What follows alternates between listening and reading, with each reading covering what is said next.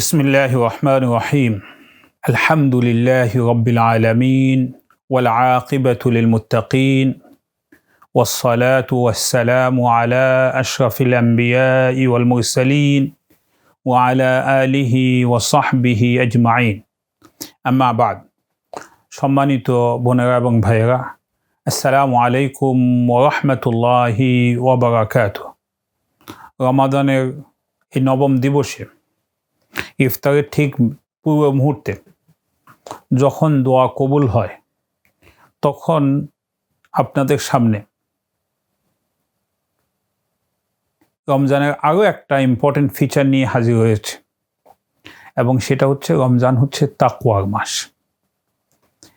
রমজানে আমরা রোজা রাখি, রোজাকে ফরজ করা হয়েছে, কিন্তু রোজাটা হচ্ছে মাধ্যম। আমরা অনেক সময় গোল আর মিনস নিয়ে অনেক সময় এলোমেলো করে ফেলি।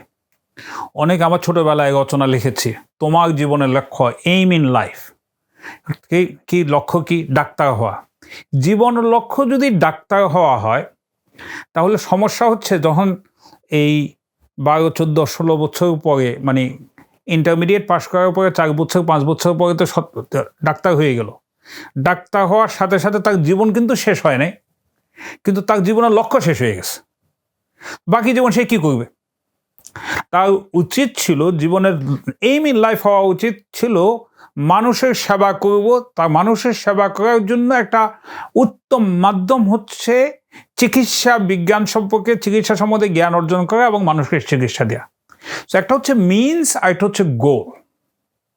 So goal, in order to achieve the goal we need means. কিন্তু আমরা অনেক সময় এই জায়গাগুলোতে একটু গোলমাল পাকিয়ে ফেলি। সো রোজার উদ্দেশ্য যেটা, সেটা হচ্ছে গোল, এবং সেটা হচ্ছে তাকওয়া অর্জন করা। আর রোজাটা হচ্ছে তার মাধ্যম। রোজার মাধ্যমে আপনি রোজাটা এমনভাবে রাখবেন, রমজান মাসে একটা প্রশিক্ষণের মাস হিসাবে আমাকে সেই তাকওয়া অর্জনের দিকে নিয়ে যাবে। এখন সমস্যা হচ্ছে আমরা অনেকে তাকওয়া কি বুঝি না। আমরা অনেকে তাকওয়া কি সেটা বুঝি না, এবং সেটা কেমন বুঝি না। কেউ কোনো কোরআনের অনুবাদে বিভিন্ন জায়গায় দেখবেন তাকওয়া মানে আল্লাহকে ভয় করা। এই এলিমেন্টটা তাকওয়ার মধ্যে আছে, কিন্তু তাকওয়া মানে আল্লাহকে ভয় করা না। অনেকে তাকওয়ার ইংলিশ ট্রান্সলেশন দিবেন consciousness of god, mindfulness of god, মানে আল্লাহর স্মরণ, যে আল্লাহ যে আমাদেরকে সবসময় দেখছেন, এই কনসেপ্টটা মনে রাখা। এটাও তাকওয়ার মধ্যে আছে, কিন্তু এটাই তাকওয়ার মূল কনসেপ্ট না। তাহলে তাকওয়া জিনিসটা কি? বড় চ্যালেঞ্জ হচ্ছে তাকওয়া জিনিসটা কি। এটা সাধারণ মুসলমানদের মধ্যে অনেকেই আমরা পরিষ্কার কনসেপ্ট নাই, কারণ আমরা এই কনসেপ্টটা ভালো করে বুঝি নাই। আজকের এই আলোচনায় প্রথম এই তাকওয়া কনসেপ্টটা কি, এটা যদি বুঝি, তাহলে রোজার উদ্দেশ্য যে তাকওয়া, সেটা অর্জন করা রোজার মাধ্যমে আমাদের জন্য সহজ হয়ে যাবে। অল্প কয়েক মিনিট এই কথা বলবো। একটা জিনিস হচ্ছে যে আপনি একটা কনসেপ্ট এটা এরকম যে আপনি একটা জিনিসের জন্য ভয় পাচ্ছেন, সেই ভয় থেকে আপনি একটা জিনিসের ভয়ের কারণে সেটা রক্ষা করতে চান, এবং সেই রক্ষা করার জন্য আপনি কিছু কাজ করেন। এটার নাম হচ্ছে তাকওয়া। মানে তাকওয়া ইজ অ্যান অ্যাকশন। তাকওয়া ইজ নট এ কনসেপ্ট, তাকওয়া ইজ অ্যান অ্যাকশন। তো আমি কি বুঝাইতে চাচ্ছি, যেমন আপনি ভাবেন তাকওয়া মানে সেভ করা। আপনি যখন বলেন রব্বানা আতিনা ফিদ দুনিয়া হাসানা ওয়া ফিল আখিরাতি হাসানা ওয়া কিনা আযাবান নার, কি বলেন আপনি? আপনি বলেন যে আল্লাহ আমাকে দুনিয়াতে কল্যাণ দান করো, আল্লাহ আমাকে আখিরাতে কল্যাণ দান করো। এরপরে ওয়া কিনা, ও আল্লাহ এবং কি না, আমাদেরকে রক্ষা করো, সেভ করো। কি মানে এই কি শব্দটার অর্থ হচ্ছে ওয়া এবং কি, সেভ না আমাদেরকে। ওয়াকিনা 3টা অক্ষরের মধ্যে 3টা শব্দ আরবিতে, এবং আমাদেরকে সেভ করুন জাহান্নাম থেকে। এই তাকওয়া শব্দটা আছে ওয়াকায়া থেকে, যেখানে সেভের কথা আছে। তার মানে তাকওয়া মানে হচ্ছে সেভ করা। কোশ্চেন হচ্ছে আপনি তাকওয়ার মাধ্যমে কীভাবে কি সেভ করতেছেন। কনসেপ্টটা হচ্ছে এরকম, প্রতিদিন যখন আপনি দরজা বন্ধ করেন, রাতের বেলা বা যে কোনো সময় দরজা লক করেন, আপনার মনের মধ্যে ভয় আছে যে যদি দরজা খোলা রাখেন তাহলে আপনার ঘরের মধ্যে চুরি হইতে পারে।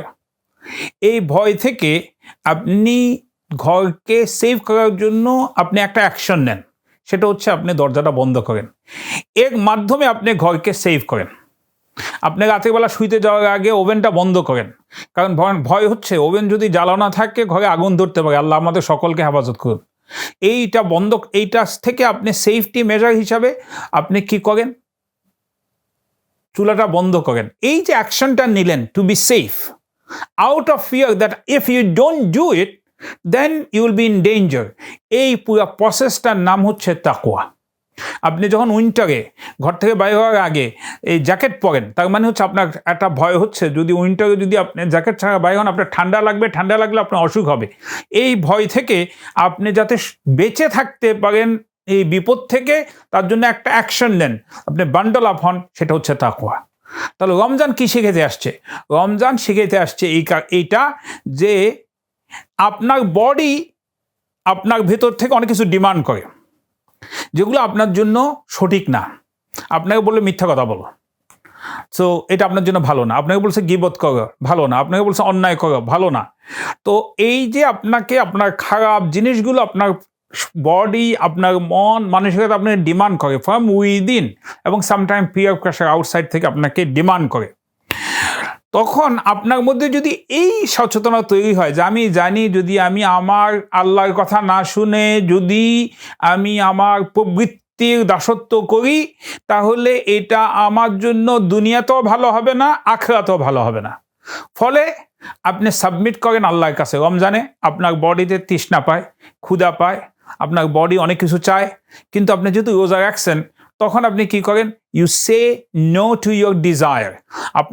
আপনি নিজেকে প্রবৃত্তির দাস না বানিয়ে প্রবৃত্তিকে আপনার নিজের কন্ট্রোলে রাখেন, কারণ আপনি জানেন প্রবৃত্তি অনুসরণ করলে ওয়ানাহান নাফসা আনিল হাওয়া, আপনি হাওয়াকে আপনার প্রবৃত্তিকে না করেন, কারণ হচ্ছে আপনি জানেন সেটা যদি অনুসরণ করেন এটা আপনাকে জাহান্নাম থেকে রক্ষা করতে পারবে না, দুনিয়াতে আপনাকে বিভিন্ন ধরনের সমস্যায় ফেলবে।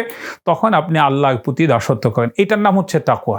এবং এটা করতে গিয়ে একটা কনসেপ্ট সবসময় আপনি মাথায় রাখেন, যদি আল্লাহর দাসত্ব করি, রমজানের দিনের বেলা যে কারণে আপনি মানে পানি খান না, গোপনে গেলেও ওয়াশরুমে গেলেও, কারণ যেখানে যেন আল্লাহ আপনাকে দেখতেছে। সো আপনার প্রবৃত্তির দাসত্ব আপনি লুকাই করবেন, ফেসবুকে অন্য ছবি বা অন্য বিভিন্ন ধরনের সাইটের ছবি বা বিভিন্ন জিনিস থেকে, ওয়াইফ থেকে লুকাইয়া, রুম বন্ধ করে মা বাবা থেকে লুকাই করবেন। এই লুকাইয়ে তো পানি খান না, লুকাইয়ে তো খাওয়া খান না, ঠিক একইভাবে লুকাইয়ে অন্যায়গুলো করবেন না। এর নাম হচ্ছে তাকওয়া। আল্লাহ এই রমজানে আমাদেরকে তাকওয়া, যে খারাপ জিনিস থেকে বেঁচে থেকে নিজেদেরকে সফলতার পথের দিকে নিয়ে যাওয়া, আল্লাহর আনুগত্য করা এবং আল্লাহর দৃষ্টির ভিতরে আমরা সবসময় আসি এই কথা মনে রাখার। রমজানে যেভাবে দিনের বেলায় মনে রাখি, সব কাছে সেই কথা মনে রাখার তৌফিক দান করুন, আমাদেরকে তাকওয়াবান বানান। আল্লাহুম্মা আমিন। রব্বানা যালামনা আনফুসানা ওয়া ইন লাম তাগফির লানা ওয়া তারহামনা লানাকুনান্না মিনাল খাসিরিন। রব্বানা ফাগফির লানা যুনুবানা وكفر عنا سيئاتنا وتوفنا مع الأبرار. اللهم اهدنا الصراط المستقيم صراط الذين أنعمت عليهم غير المغضوب عليهم ولا الضالين. رب ارحمهما كما ربياني صغيرا. رب ارحمهم كما ربيانا صغارا.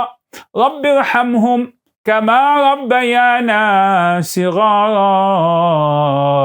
اللهم لا تدع لنا ذنبا إلا غفرته ولا هما إلا فرجته ولا دينا إلا قضيته ولا مريضا إلا شفيته ولا حاجة من حوائج الدنيا والآخرة إلا قضيتها يا أرحم الراحمين.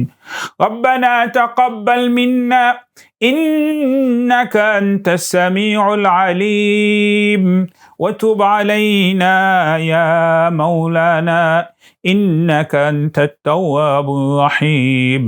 وصل اللهم على سيدنا محمد وعلى آله وصحبه وسلم تسليما كثيرا برحمتك يا أرحم الراحمين والسلام عليكم ورحمة الله وبركاته.